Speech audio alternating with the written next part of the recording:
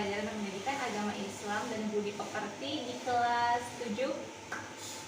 Nah, anak-anakku, sebelum Ibu memulai pembelajaran hari ini, alangkah baiknya silakan kalian duduk yang rapi, duduk yang nyaman agar pembelajaran hari ini bisa kalian simak dengan baik. Yuk, sebelum belajar, mari kita bersama-sama tangadahkan tangan kita dulu. Kemudian kita membaca doa bersama-sama. Baca doa sebelum belajar, mulai. Doa sebelum belajar. Bismillahirrahmanirrahim. Raditu billahi rabba wa bil islami dina wa bi muhammadin nabiyya wa rasulah. Rabbi zidni ilman warzuqni fahman.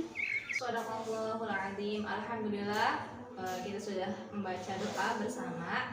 Selanjutnya, pada kesempatan kali ini Ibu akan menyampaikan materi tentang apa ya di sini? Islam memberikan kemudahan melalui sholat jamak dan sholat qashar. Ada yang sudah tahu atau yang sudah dengar apa itu sholat jamak dan sholat qashar? Belum tahu? Ya udah, karena belum tahu makanya Ibu akan kasih tahu. Tapi sebelum kita masuk materi lebih dalam, Ibu akan menyampaikan beberapa tujuan pembelajarannya dulu ya. Ada apa saja bisa kalian lihat? Yang pertama di sini mampu memahami, mempelajari tentang ketentuan dari sholat jamak dan sholat qashar. Kemudian yang kedua, mempraktikkan tata cara sholat jamak dan sholat qashar. Kemudian yang ketiga, menerapkan perilaku taat dan disiplin dalam menghargai waktu ya sebagai implementasi dari pelaksanaan sholat jamak dan sholat qashar. Nah, bisa kalian lihat ya di sini ya. Kalian simak dengan baik. Nah, selanjutnya langsung saja Ibu akan membahas yang pertama yaitu tentang sholat jamak. Nah, perlu kalian ingat anak-anak, sholat itu ibadah yang wajib hukumnya dan tidak boleh ditinggalkan, karena kalau ditinggalkan berarti mendapatkan dosa. Nah, sampai-sampai ya Rasulullah sebelum wafat pun yang diingatkan kepada umatnya ialah sholat, dan jangan sampai meninggalkan sholat dalam keadaan apapun, karena Allah sangat memberikan beberapa rukhsah keringanan kepada umat Islam untuk menjalankan sholat. Ada apa saja? Yang pertama misalnya lagi sholat sakit, tidak bisa berdiri, Allah memberikan keringanan dengan cara apa? Bisa duduk, tidak bisa duduk, hanya bisa berbaring. Dilakukan dengan berbaring juga bisa. Sampai-sampai pada saat kita dalam keadaan mendesak, sedang bepergian jauh, Allah pun memberikan keringanan dengan memberikan sholat jamak dan sholat qashar. Sampai kita meninggal pun juga sholat, tapi disolatin. Jadi jangan sampai kita menyesali nanti di kemudian hari karena kita meninggalkan sholat, terutama sholat 5 waktu itu hukumnya wajib. Nah, di sini Ibu akan membahas yang pertama. Di sini ada sholat jamak, namanya jamak ya, diingat-ingat. Di sini sholat jamak itu sholat yang dikumpulkan atau digabungkan. Apanya ya? Dalam satu waktu nih. Jadi maksudnya sholat jamak itu menggabungkan 2 sholat fardu dalam satu waktu. Nah, tapi tidak semua sholat bisa dijamak. Hanya ada 4 sholat yang dijamak. Ada apa saja? Sholat zuhur, sholat asar, sholat maghrib, dan sholat isya. Kalau subuh tidak bisa dijamak. Nah, kemudian untuk pelaksanaannya di sini karena digabungkan dalam satu waktu dibagi menjadi 2. Ada yang disebut dengan jamak takdim, berarti sholatnya dilaksanakan pada waktu yang pertama atau pada waktu sholat yang pertama. Ada juga yang kedua yang disebut dengan sholat jamak takhir, berarti dilakukannya di sholat kedua atau sholat yang terakhir. Nah, di sini Ibu akan memberikan sebuah contoh terlebih dahulu sebelum membahas tentang jamak takdim sama jamak takhir. Barangkali kalian masih bingung. Nah, jadi sholat jamak itu sholat yang digabungkan, maksudnya seperti ini: sholat zuhur dan sholat asar. Nah, karena biasanya kalian melakukan dalam 2 waktu, karena ini di waktu duhur, ini di waktu asar. Tetapi pada suatu ketika kalian berada dalam situasi dan kondisi yang mana bisa dikatakan memenuhi syarat dari beberapa sholat jamak. Nanti Ibu akan sampaikan syaratnya. Nah, di sini kalian diperbolehkan mengerjakan sholatnya hanya 1 waktu. Berarti sholat duhur sama sholat asar dikerjakannya pada waktu duhur, langsung digabung, atau sebaliknya. Nah, jadi langsung saja nih, ada yang disebut dengan sholat jamak takdim. Takdim ya. Di sini sholat jamak takdim ialah sholat yang dilakukan dengan cara menggabungkan 2 sholat fardu pada waktu yang pertama.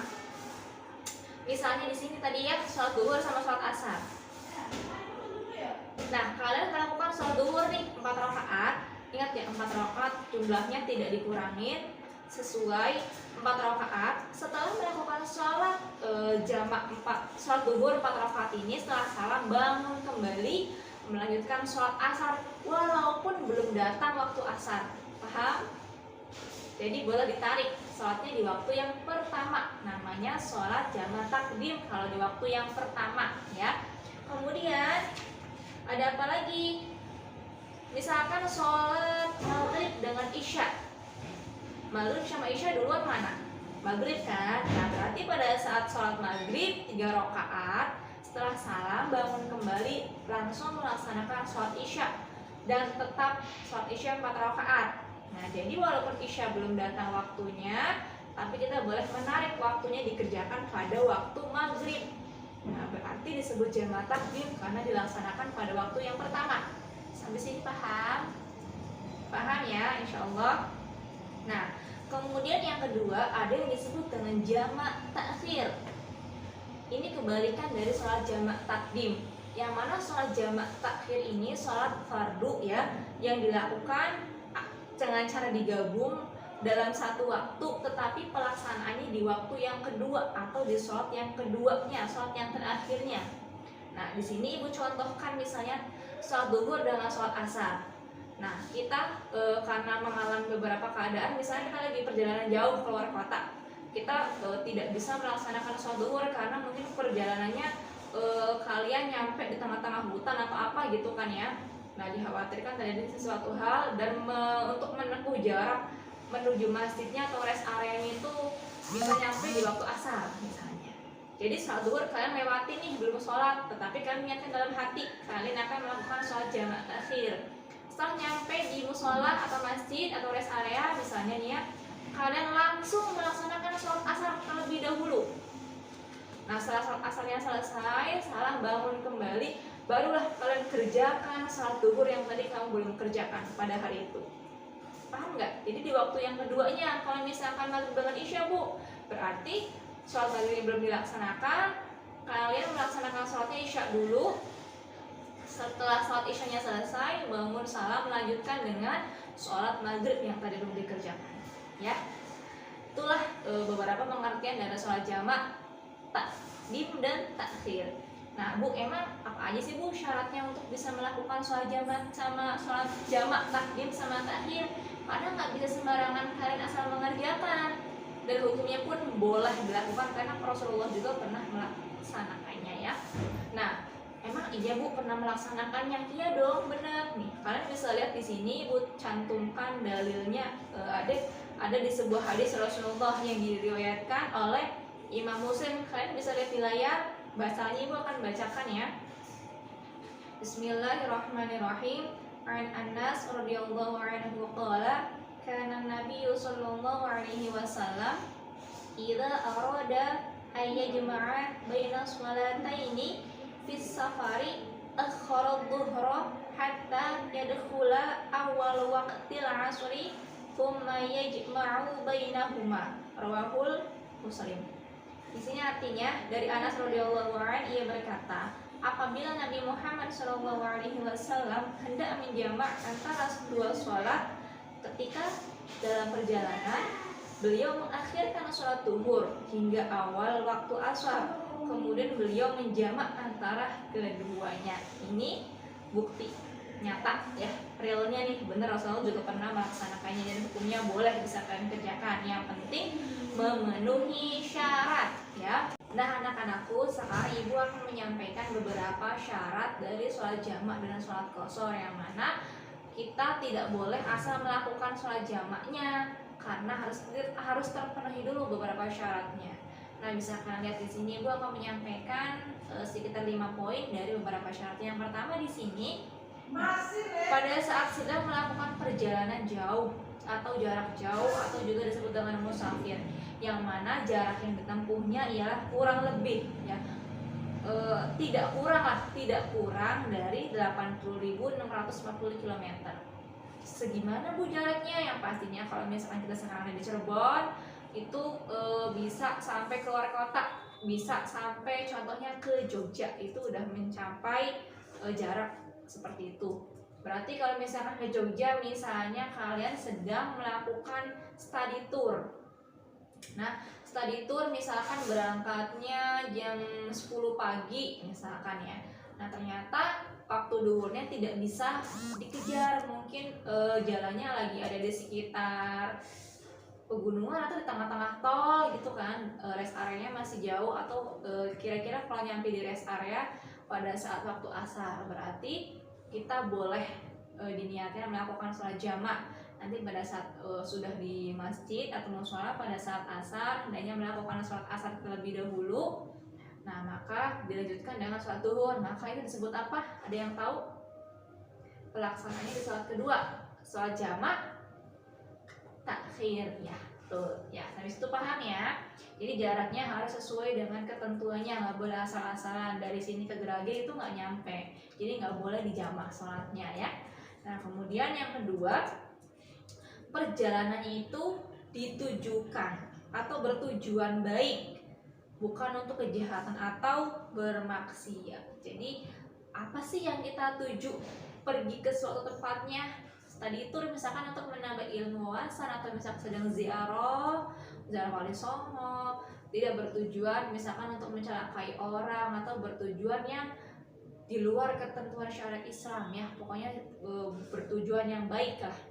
Yang ketiga, sakit atau dalam kesulitan. Nah, di sini sakitnya bukan sakit pilek, bukan sakit batuk, tetapi sakit yang benar-benar tidak bisa untuk melakukan sholat seperti biasanya. Berarti karena mungkin sangat terbaring lemah atau sangat pokoknya payah, susah untuk melakukan atau dalam kesulitan lah ya, Allah memudahkan kita untuk boleh melakukan sholat jamak baik takdim maupun takhir. Kemudian yang keempat, sholat yang dijamak itu harus sholat yang tunai, bukan sholat kodok.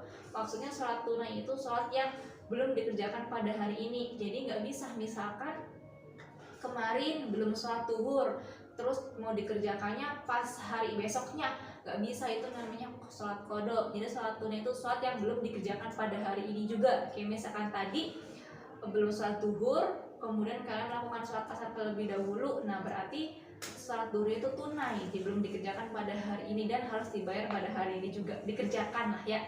Nah, kemudian yang kelima, pastinya melakukan niat pada saat ketika takbiratul ihram ya. Nah, anak-anakku, itu beberapa ketentuan dan syarat untuk pelaksanaan sholat jamak takdim maupun jamak takhir. Nah, selanjutnya ada satu lagi, yaitu tentang sholat qashar. Yang tahu sholat qashar? Nah, untuk sholat jamak dan sholat qashar sebenarnya hampir mirip, tetapi untuk pelaksanaannya hanya beda di rokaatnya saja.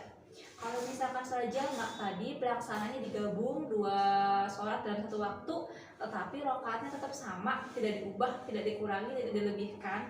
Tetapi untuk sholat qashar itu sholat fardu yang diringkas ya, yang mana dari 4 rakaat menjadi 2 rakaat ya, jadi dikurangilah, diringkas lebih singkat, yang mana sholat qashar juga hanya boleh dilakukan hanya 3 waktu saja, sholat duhur, asar, dan isya. Karena ketiga sholat ini jumlahnya 4 rakaat, jadi sholat maghrib itu kan 3, nggak mungkin dilaksanakan jadi 1,5.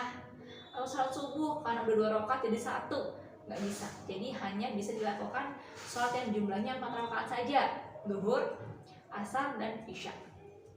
Nah, anak-anakku, untuk sholat qashar juga syaratnya sama ya dengan sholat jamak. diingat-ingat, Ibu akan tampilkan kembali yang tadi sholat jamak ada di sini.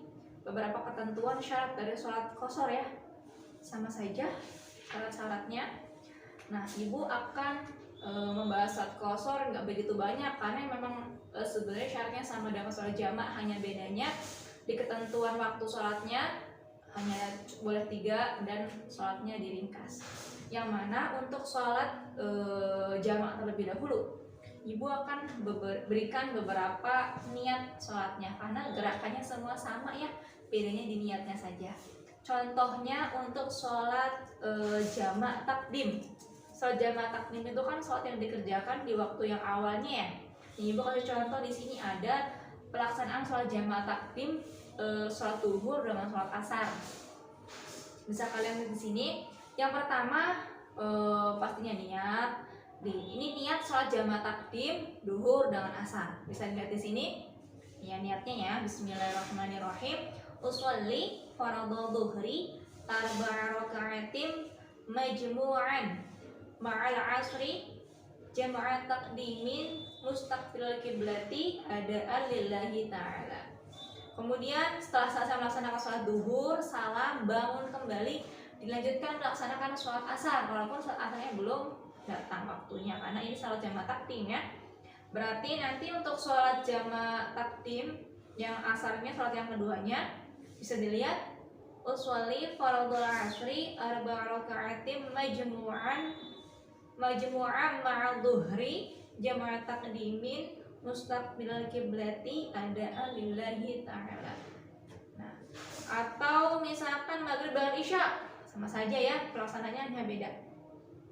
Untuk jamak takdim, jamak takhirnya, tadi kan jamak takdim. Jamak takhirnya Ibu contohkan ganti ya, yang waktu maghrib dengan isya. Misalkan berarti sholat jamak takhir antara maghrib dengan isya, berarti yang dilaksanakannya pada waktu isya. Sholat isya dulu baru lanjut sholat maghrib kan ya. Ibu contohin di sini untuk niat sholat isyanya. Bismillahirrahmanirrahim. Usolli fardhul isya'i arba'a raka'atin majmu'an ma'al maghribi jama'at takhirin mustaqbilal kiblati adaan lillahi ta'ala. Lanjut, setelah salam lanjut sholat maghrib 3 rakaat ya. Usolli fardhul maghribi 3 raka'atin majmu'an ma'al isya'i jama'at takhirin mustaqbilal kiblati adaan lillahi ta'ala. Nah, silakan diingat-ingat, dilihat-lihat lagi, bukunya dibaca. Jadi kalau saat kalian berada dalam kesulitan atau memenuhi syarat yang tadi, bisa melakukan sholat jamak takdim maupun jamak takhir. Kemudian untuk sholat qashar, nah untuk sholat qashar di sini kan diringkas, tetapi bukan berarti hanya dilakukan pada waktu sama saja, tetapi ada yang disebut nanti jamak takdim qashar atau jamak takhir qashar. Di sini ya, contoh jamak takdim qashar. Nah, berarti sholat duhur dengan sholat asar, berarti pelaksananya pada waktu duhur dan sholat asarnya dilakukan pada waktu duhur. Ibu bacakan ya. Ingat 2 rakaat karena ini di qashar. Nah, berarti duhur sama asar kan boleh di qashar, jadi cuma 2 rakaat setiap sholatnya. Nih, berarti bismillahirrahmanirrahim. Usolli fardhu dhuhri raka'ataini qasharan majmu'an ma'al asri jama'at takdimin mustaqbilal kiblati adaan lillahi ta'ala. Kemudian selesai salat duhur 2 rakaat, kemudian didahului iqomah, lanjut salat asarnya. Niatnya berarti usolli fardhul asri raka'ataini qasharan majmu'an ma'al dhuhri jama'at takdimin mustaqbilal kiblati adaan lillahi ta'ala. Itu anak-anak beberapa cara sholat jamak takdim, jamak takhir, jamak takdim qashar, jamak takhir di qashar juga. Jadi tinggal kalian pilih mana yang enaknya, mana yang bisa kalian lakukan. Allah sudah sangat memudahkan kita untuk melakukan ibadah, terutama ibadah sholat ya. Nah, kemudian jangan lupa setelah nanti kalian sudah mengetahui ilmunya, hendaknya saat kalian melakukan perjalanan jauh, pergi jauh, jangan lupa melaksanakan sholat karena Allah sudah memberikan keringanan yang sangat-sangat mudah untuk dilakukan sama kalian. Jadi nanti diterapkan, jangan menggampangkan ya anak-anakku. Nah, kemudian itu saja beberapa yang Ibu sampaikan untuk hari ini. Ibu mohon maaf yang sebesar-besarnya. Pokoknya nasihat Ibu, jangan lupa sholat. Sholatlah sebelum disolatkan ya. Nah, nanti siap-siap untuk pertemuan yang akan datang, minggu yang akan datang, pelajari materi berikut. Ya, nanti dipelajari di rumah dengan baik. Oke anak-anakku, setelah ini jangan lupa ya, nanti kalian kerjakan soal di e-learning, kerjakan dengan baik, dengan teliti agar mendapatkan nilai yang memuaskan dan maksimal tentunya ya. Nah, Ibu cukupkan pertemuan kali ini, kurang dan kurangnya Ibu mohon maaf yang sebesar-besarnya. Kalian tetap bisa mencari informasi, ilmu pengetahuan yang lebih, baca-baca bukunya atau buku-buku internetnya sebagai penunjang kalian belajar dan memahami lebih banyak lagi ilmu. Cukup sekian dari Ibu. Sebelum belajar, mari kita bersama-sama membaca doa. Ibu tutup dengan salam. Nanti kalian baca doa ya, doa setelah belajar. Wassalamualaikum warahmatullahi wabarakatuh.